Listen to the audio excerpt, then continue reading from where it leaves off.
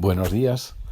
Seguimos acompañando a Pablo y a Timoteo en la redacción de la carta que ellos dirigen a la iglesia de Colosas.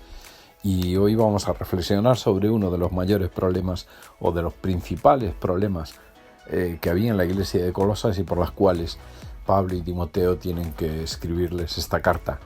Lo hemos titulado como Libres de las ataduras religiosas. Y en el capítulo 2, los versículos del 8 al 23 hablan de la libertad en la que tenemos que vivir, de reglas humanas y de normas humanas por medio de la vida con Cristo.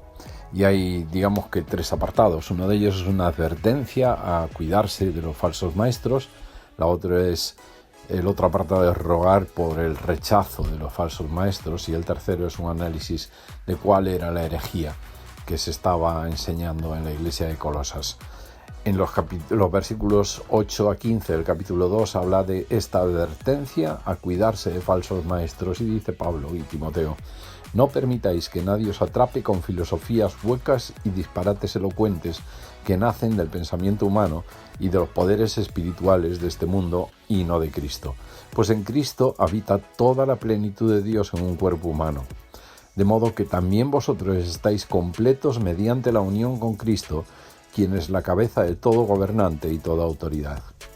Cuando llegasteis a Cristo, fuisteis circuncidados, pero no mediante un procedimiento corporal.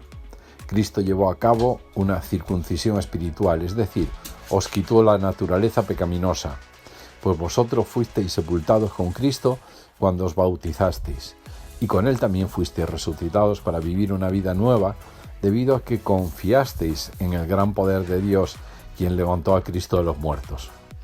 Vosotros estabais muertos a causa de vuestros pecados, y porque aún no os habíais quitado la naturaleza pecaminosa. Y entonces Dios os dio vida con Cristo al perdonar todos nuestros pecados. Y recordemos este texto que sigue a continuación. Él, Cristo, anuló el acta con los cargos que había contra nosotros y la eliminó clavándola en la cruz. De esta manera desarmó a los gobernantes y a las autoridades espirituales. Los avergonzó públicamente con su victoria sobre ellos en la cruz. Y a partir del versículo 16 es un ruego que Pablo y Timoteo están haciendo por el rechazo, para que se rechacen a este tipo de falsos maestros. Los versículos 16 a 19 dicen: por lo tanto, no permitáis que nadie os condene por lo que coméis o bebéis, o porque no celebráis ciertos días santos, ni ceremonias por luna nueva, ni los días de descanso, pues esas reglas son solo sombras de la realidad que vendrá, y Cristo mismo es esa realidad. No dejéis que os condene ninguno de aquellos que insisten en una religiosa abnegación o en el culto a los ángeles al afirmar que han tenido visiones sobre estas cosas. Su mente pecaminosa los ha llenado de arrogancia y no están unidos a Cristo, la cabeza del cuerpo. Pues Él mantiene todo el cuerpo unido con las articulaciones y los ligamentos, el cual va creciendo a medida que Dios lo nutre. Y en los versículos 20 a 23 encontramos la tercera parte, que es un análisis de cuál era la herejía. Vosotros, dice, habéis muerto con Cristo y Él os ha resucitado de los poderes espirituales de este mundo. Entonces, ¿por qué seguís cumpliendo las reglas del mundo, tales como no toques esto, no pruebes eso, no te acerques a aquello? Esas reglas son simples enseñanzas humanas acerca de cosas que se deterioran con el uso.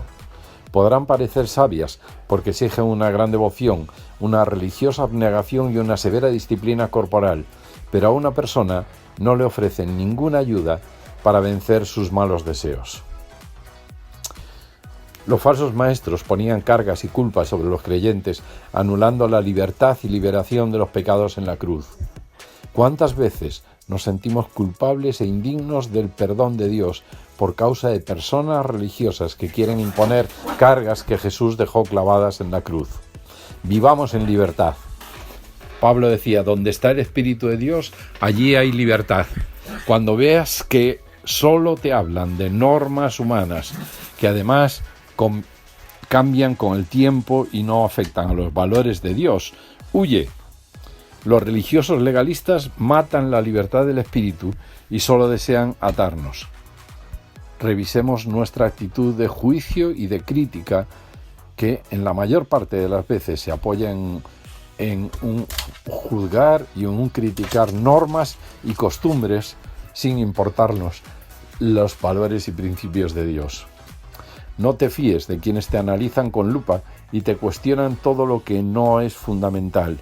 Son hipócritas y orgullosos falsos maestros, utilizados por Satanás para atar y limitar la libertad del espíritu y paralizar a la Iglesia como si fueran enredaderas rodeando un cuerpo humano. Señor, gracias por la libertad a la que nos has llamado.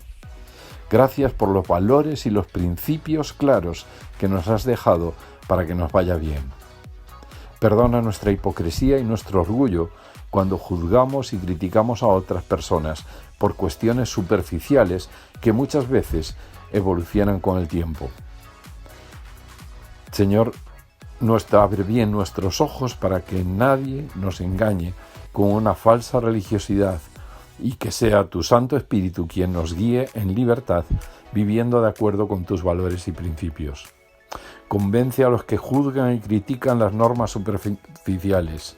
Cámbiales, y si no cambian, aleja a los religiosos legalistas de nuestra Iglesia y recuérdales que todas las cargas y acusaciones legalistas fueron clavadas en la cruz. Gracias por tu liberación y por la libertad que nos has dado ya en Cristo. Que así sea hecho. Buen y bendecido día.